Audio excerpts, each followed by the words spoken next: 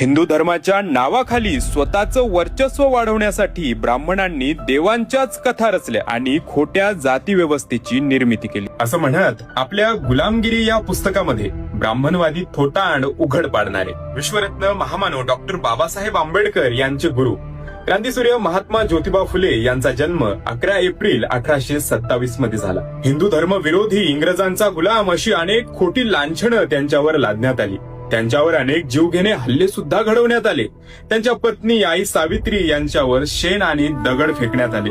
एवढंच काय तर सर्व संपत्ती घरदार सुद्धा सोडायची वेळ आली. तरीही देखील ब्राह्मणवादी धर्माच्या विरोधात जाऊन सतीप्रथा देवदासी अशा घाण प्रथांचा त्यांनी कडाडून विरोध केला. छत्रपती शिवाजी महाराजांची समाधी लोक विसरले तेव्हा महाराजांची समाधी शोधून प्रथम शिवजयंती सुद्धा साजरी केली. या देशातील मूळ निवासी राज्यकर्त्यांना कसं ब्राह्मणवाद्यांनी गुलाम केलं हे उघडकीस आणलं आणि जाती व्यवस्थेला विरोध केला. धर्मामध्ये मुलींचं शिक्षण पाप मानलं जात होतं तेव्हा आपल्या पत्नीला शिकवलं आणि पहिली मुलींची शाळा स्थापन केली. आणि खरंच हिम्मत असावी तर माझ्या ज्योतिबांसारखी सर्व समाज विरोधात असतानाही चुकीला चूक म्हणण्याचं धाडस केलं आणि सत्यशोधक समाजाची स्थापना करून अशा महान महात्म्याला त्यांच्या जयंतीनिमित्त विनम्र अभिवादन.